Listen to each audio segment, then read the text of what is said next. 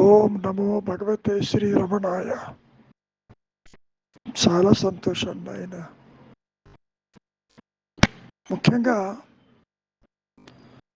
పుట్టిన ప్రతి జీవి కూడా కొన్ని ధర్మాలు కలిగి ఉంటాడు. ఇక్కడ ధర్మము అంటే లక్షణం, ధర్మము అంటే దాని సహజ గుణము. ధర్మము అంటే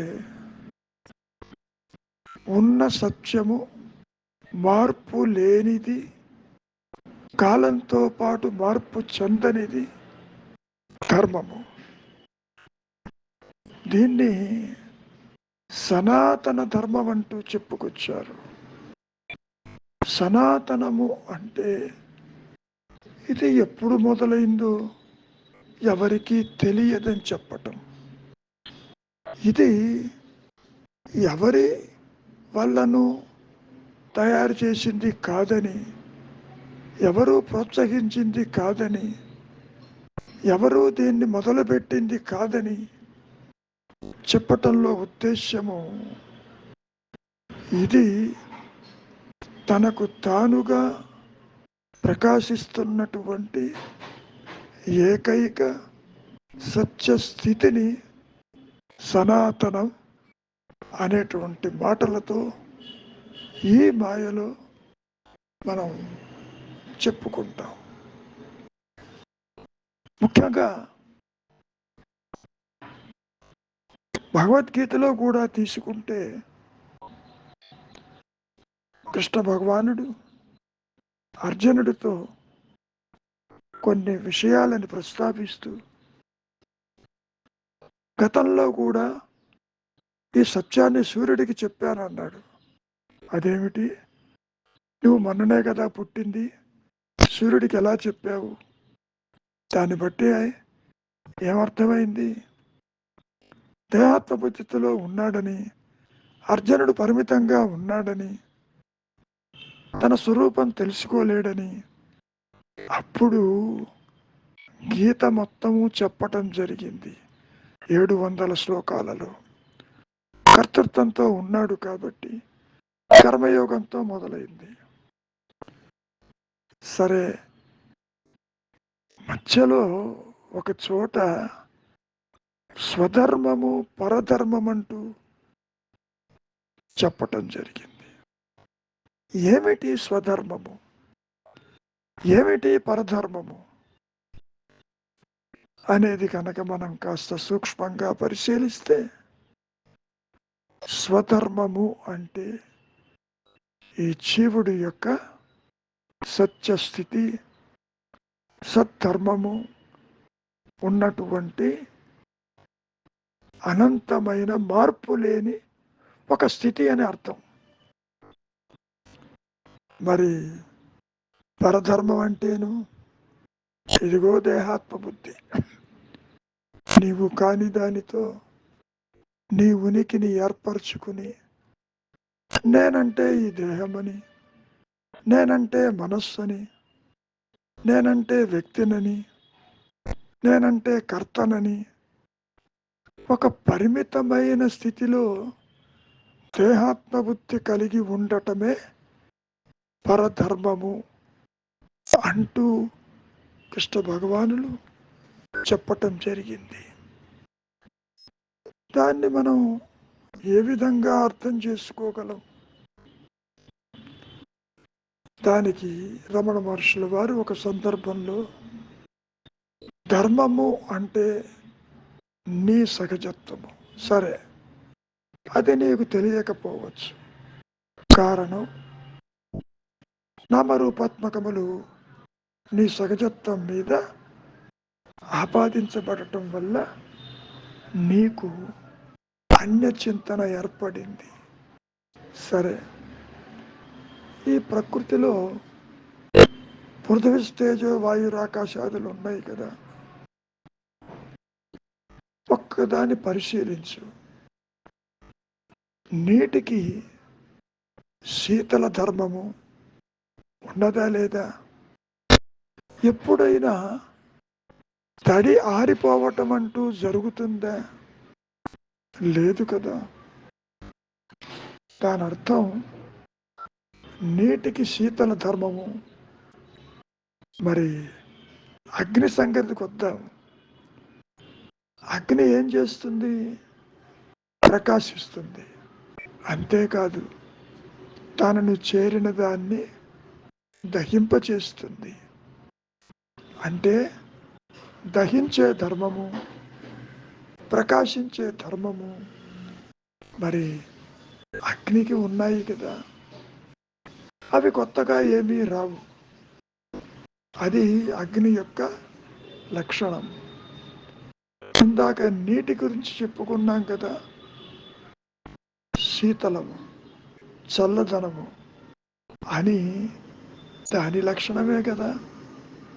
సరే, ఇక గాలి సంగతి చూద్దాం.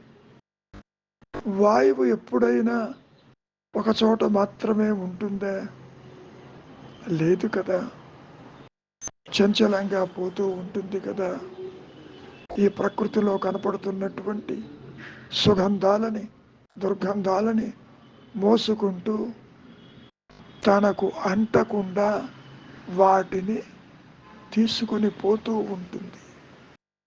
అంటే ఒక చంచలమైనటువంటి ధర్మము కలిగి ఉంటుంది ఈ వాయువు. కాబట్టి ఇవన్నీ ఏమిటి? ఎప్పటి నుంచి మొదలైనాయి? ఇవి ఏమన్నా రీసెంట్గా వచ్చాయా? కాలంతో పాటు వచ్చిందా అంటే కాదు. సృష్టికి పూర్వమే ఇవి ఉన్నాయి. సృష్టికి పూర్వము అంటే అహంకారము తల ఎత్తక ముందు, వ్యక్తిత్వము తల ఎత్తక ముందు ఉన్నటువంటి సహజ స్థితి ఏదైతే ఉన్నదో అది సనాతనము అని చెప్పటం. దీని అర్థం ఏంటి? నేను ఉన్నాను అన్న ఎరుక ఏదైతే ఉన్నదో అది సనాతనం. దానికి మొదలు చివర అంటూ ఉండదు. పుట్టుక మరణం అంటూ ఉండదు. కనపడి పోవటం అంటూ ఉండదు.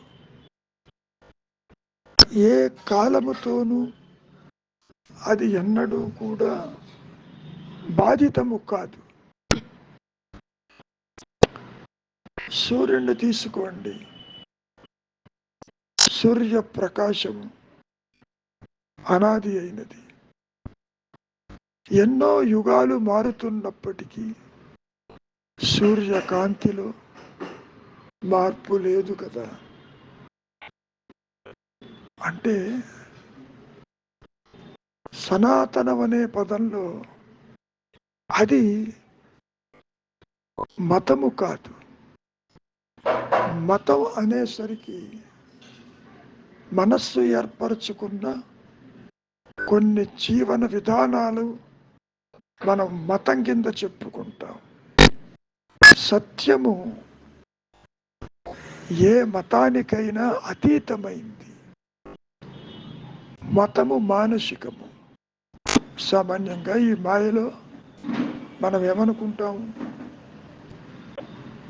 ధర్మం అంటే మతమని, ధర్మం అంటే మార్గమని, ధర్మము అంటే మనం ఆచరించేదని. ఎటువైపుకు వెళుతున్నామో, ఏ మతం వైపుకు వెళుతున్నామో అనేటువంటి దృష్టికోణంలో మతము వేరు, ఉనికి వేరు, ధర్మము వేరు. ఈ ధర్మము ఎవరూ మొదలుపెట్టింది కాదు. కానీ ఈ మతం అనేది ప్రస్తుతం మనం చూస్తున్నటువంటి ఈ దైనందిక జీవితంలో ఎన్నో మతాలు మనకు కనపడుతుంటాయి. ఆ మతాలన్నీ కూడా ఒక వ్యక్తుల చేతనే అవి మొదలు పెట్టబడ్డాయి. అది సిద్ధాంతము కావచ్చు, మార్గము కావచ్చు, దానికి మతం అన్న పేరు పెట్టడం జరిగింది. ఆ మతాన్ని మొదలుపెట్టినటువంటి వారు వారిని ఫాలో అవుతుంటే మేము ఈ మతానికి సంబంధించిన వారివి అని చెప్పుకోవటం కూడా సహజంగా జరుగుతూ ఉంటుంది. అయితే ఈ సనాతన ధర్మం అనేది మతము కాదు. కాలక్రమేణా ఈ భౌతికమైన ప్రపంచంలో ఈ సనాతన ధర్మానికి కూడా ఒక మతం అన్న పేరు పెట్టడం జరిగింది. దాన్ని మనం హిందూ మతం అనే పేరు వచ్చింది. నిజానికి ఇది మతం కాదు. సింధు ప్రాంతంలో నివసించేటటువంటి వారిని సింధువులుగా, హిందువులుగా భావించటం జరిగింది హిస్టరీ ప్రకారం. అయితే అందరూ మతాన్ని గురించి మాట్లాడుతున్నారు, అందరూ మార్గాన్ని గురించి మాట్లాడుతున్నారు. ఒకడు దైవం ఉన్నాడంటాడు, ఒకడు దైవం లేదంటాడు. ఒకళ్ళది నాస్తిక మతం, మరొకరిది ఆస్తిక మతం. ఒకరు నిరాకారాన్ని పూజిస్తే మరొకడు విగ్రహాలని పూజిస్తాడు. ఈ విధంగా మతం అనేది ఒక మానసికమైనటువంటి కల్పనతో కూడుకొని ఉన్నదే కానీ సనాతన ధర్మము, సనాతన లక్షణము దానికి ఏ కాలము లేదు. అది ఎవరి చేతను నిర్మించబడలేదు, ఏర్పరచబడలేదు. అప్పుడప్పుడు మతంలో ఇప్పుడు మనం చూస్తున్నటువంటి దైనందిక జీవితంలో మతం మార్పిడులు కనపడుతూ ఉంటాయి. ఒక మతం బాగుండకపోతే ఇంకో మతానికి, అది బాగుండకపోతే ఇంకో మతానికి ఆ స్వేచ్ఛని కల్పించబడింది. అంటే నీవు ఎంచుకునే దైనందిక జీవితం ఏ విధంగా ఉండాలి అనేటువంటి డిసిప్లిన్తో భౌతికంగా ఏర్పడిందే మతం తప్ప, ఆచారాలతో కూడుకున్నది మతం తప్ప, అది నీ ధర్మము కాదని మనం అర్థం చేసుకోవాలి. ఇందాక చెప్పినట్లు నీటికి శీతల ధర్మము, వాయువుకి చంచల ధర్మము. సరే, మరి ఈ దేహాత్మ బుద్ధి కలిగిన మానవుడి ధర్మమేమిటి?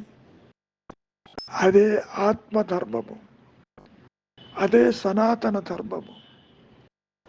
అది మొదలు చివరి లేనిది, ఉదయ అస్తమానాలు లేనిది, సాగు పుట్టుకలు లేనిది, కాసేపు కనపడిపోయేది కాదు.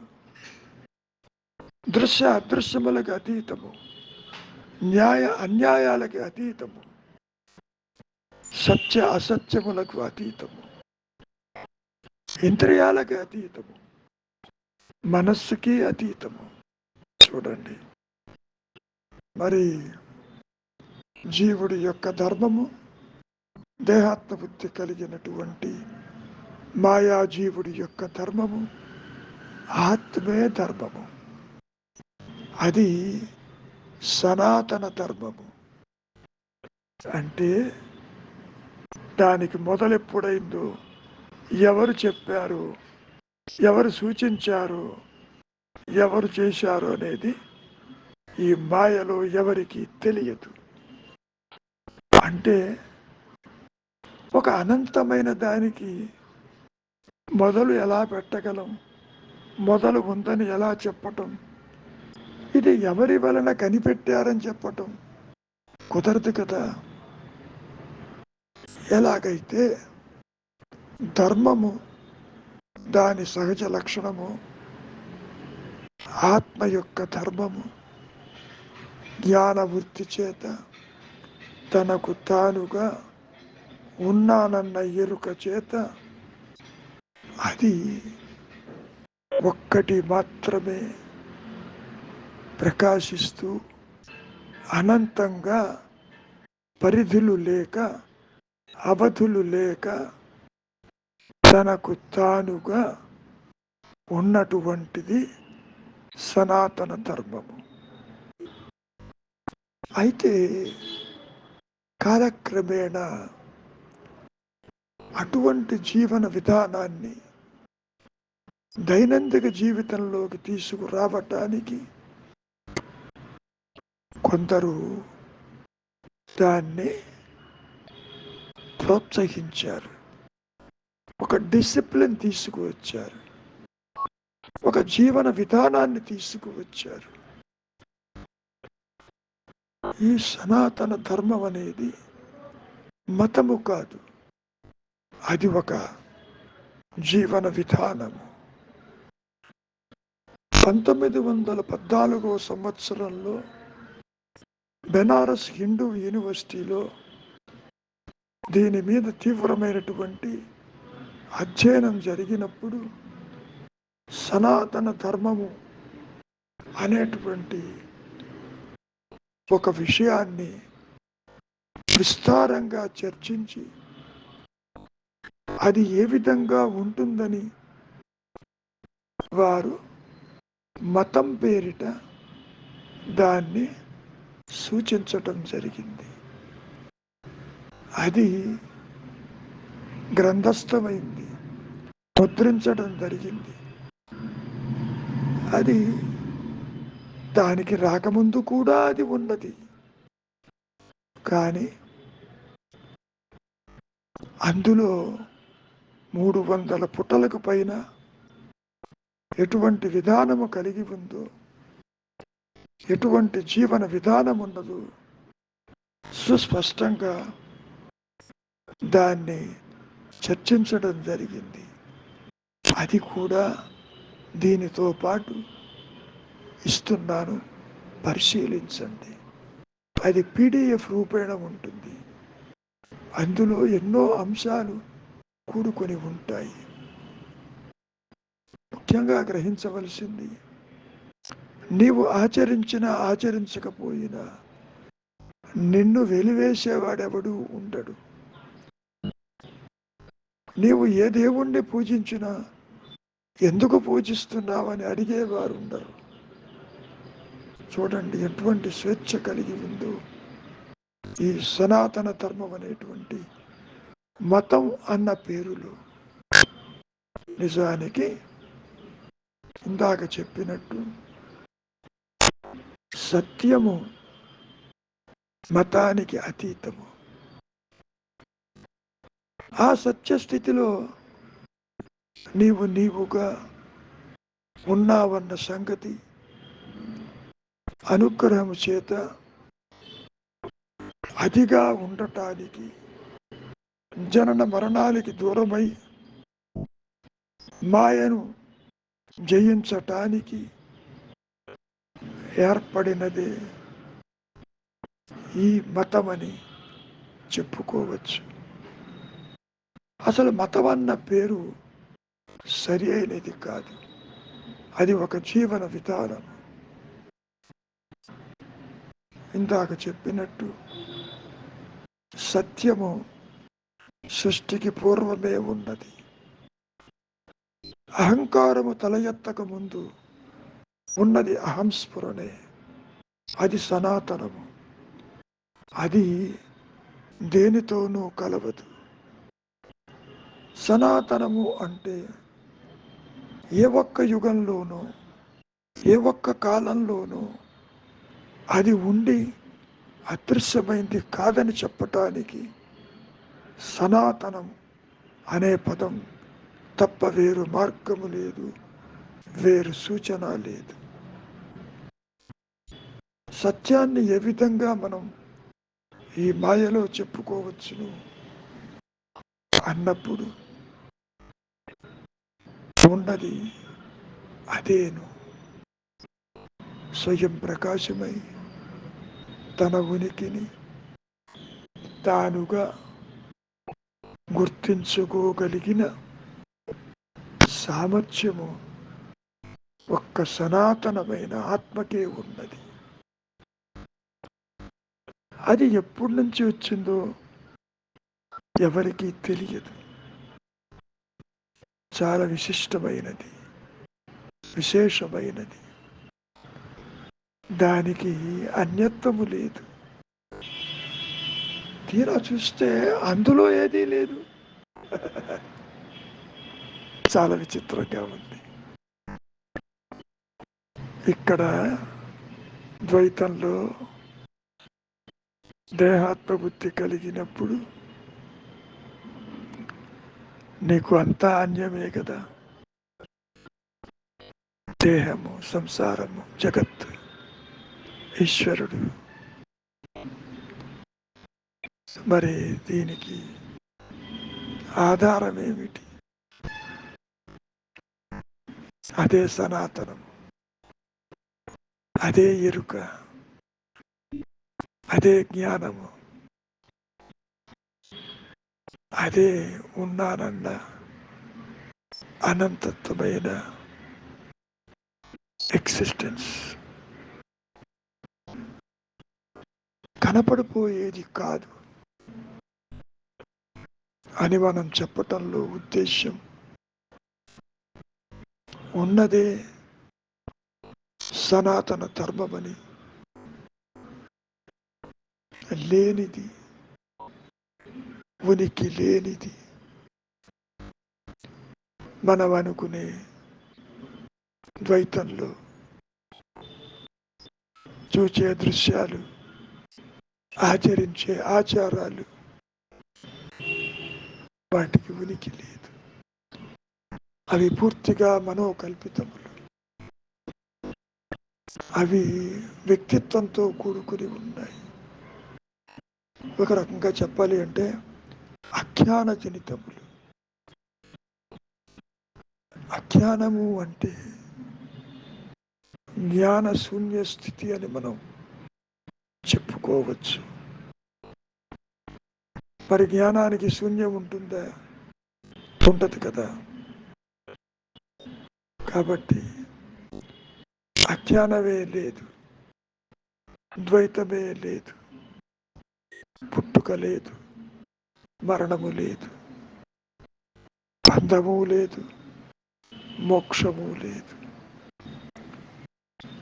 ఈ మాయా నేను ఆదిశంకరులు చెప్పినట్టు ఈ చిచ్చడ గ్రంథి అటు పూర్తిగా జ్ఞానము కాదు, ఇటు పూర్తిగా జడము అయినటువంటి దేహము కాదు. జడ చేతనముల యొక్క కలయికగా ఒక అభూత కల్పన ఇది. దాన్నే రమణ మహర్షులు వారు రెండు కలియజాలనవి కలిసినట్టుగా భ్రమ గొలిపిస్తుంది ఈ ఆభాస కాంతిలో. అదే అహంకారము. అంటే అహం స్ఫురణ ఆకారము దాల్చినట్లు జీవుడుగాను, జగత్తుగాను, ఈశ్వరుడుగాను అది ప్రకాశిస్తూ ఉంటుంది మాయలో. మాయా అంటే లేదని కాదు, దాని ఉనికి స్వయం ప్రకాశము కాదు, మరొక దాని మీద ఆధారపడి ప్రకాశిస్తుంది. మనం ఎన్నోసార్లు చెప్పుకున్నాం, చంద్రుడు అమావాస్య అని, పౌర్ణమని, పూర్ణచంద్రుడని, అర్ధచంద్రుడని మారుతూ పోతున్నాడు కదా. ఈ కాంతి ఎక్కడి నుంచి వచ్చింది? శుక్లపక్షమని, కృష్ణపక్షమని మనం చెప్పుకుంటున్నామే, అది సూర్యుడి వల్ల కదా, సూర్యుడే ఆధారము కదా. ఇక్కడ కూడా నేను ఉన్నాను అన్నటువంటి ఎరుకే సనాతనమైన నీ ధర్మము, అదే ఆత్మధర్మము, అదే కేవల సత్యము, అది నీ ఉనికి, అంతకు మించి మరొకటి లేదు. దాన్ని మతంతో ముడిపెట్టడం మూఢత్వం. మతం అనేది ఎక్కడా లేదు. ఇప్పుడు ఉన్నటువంటి మతాలని మనం తీసుకుంటే ఏదో ఆ కాలం వెనకాల ఇటువంటివి లేవని, కాలగర్భం తరువాత, యుగాల తరువాత ఇది వ్యక్తుల చేత ఏర్పరించిందని మనకు అర్థమవుతుంది. కనుక నాయన, నీవు మతం జోలికి పోవద్దు, మార్గం జోలికి పోవద్దు. నీవుగా నిలిచి ఉన్న ఏకైక సనాతన ధర్మమే నీ ఉనికిగా నీవు నిలిచి ఉండు. ఇప్పుడు కూడా నీవు అక్కడే ఉన్నావు, అదిగానే ఉన్నావు. దేహాత్మ బుద్ధి జనించినప్పుడు మాత్రమే నేను బలానా, నాది ఈ మతము అంటూ ఒక రాంగ్ ఐడెంటిటీ, ఒక అజ్ఞానజనితమైనటువంటి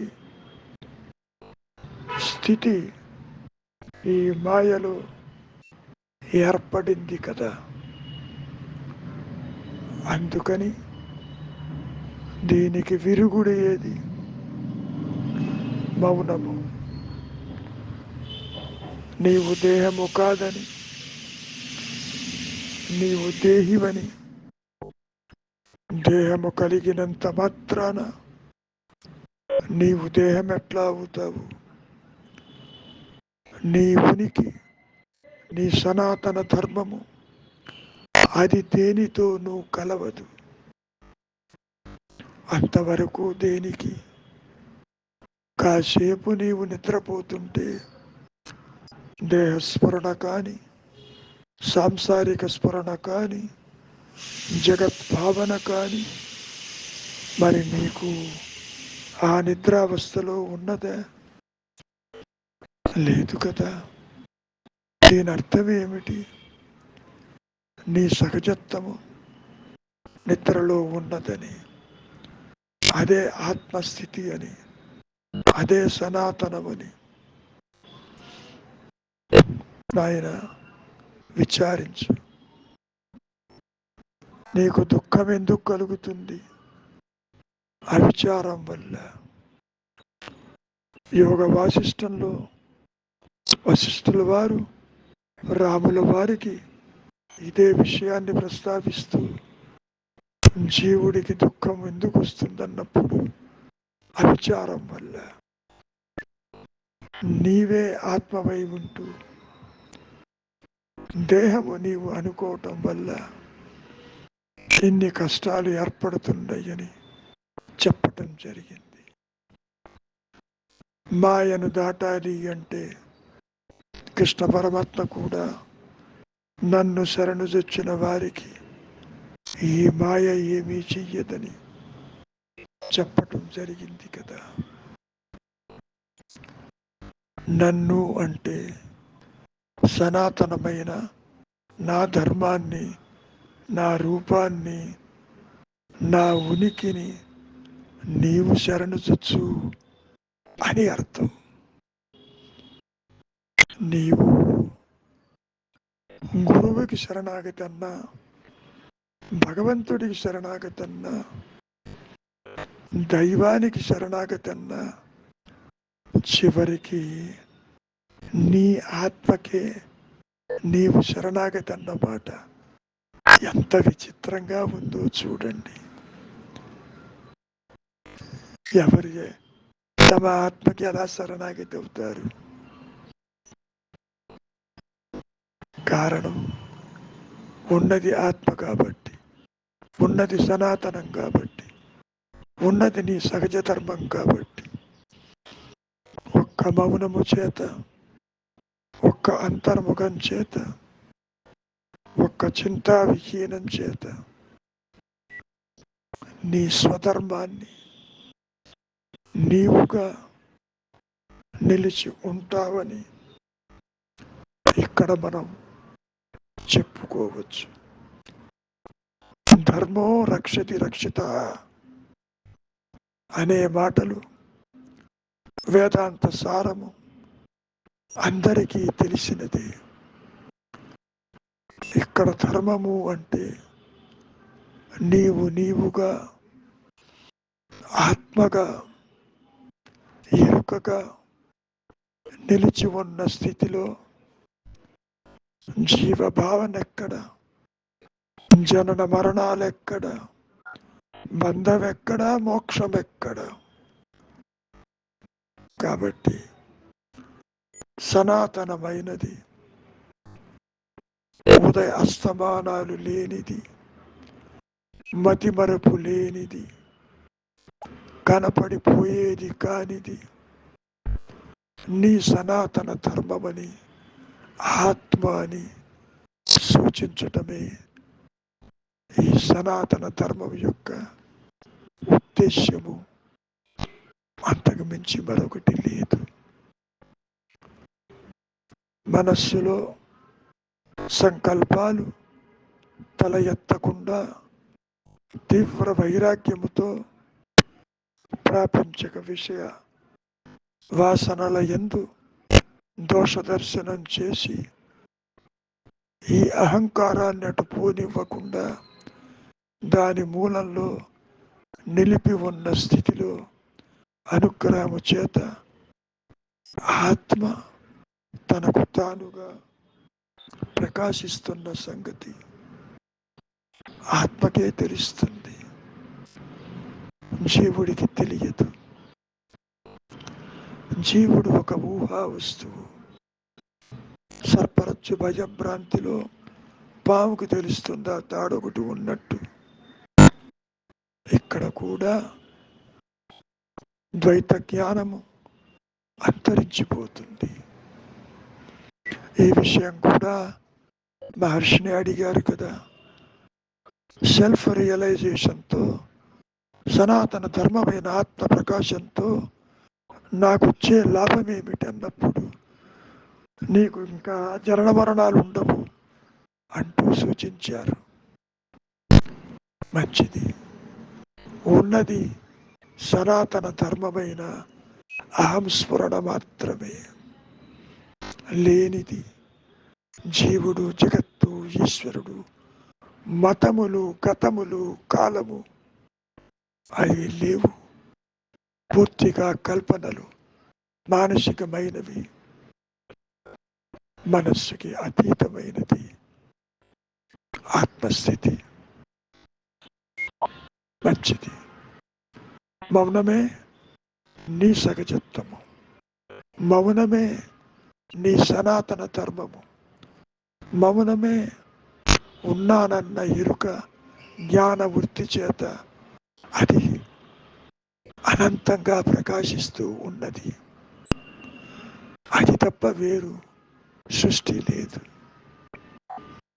మౌనమే నీ సహజత్వము, నీ సనాతన ధర్మము.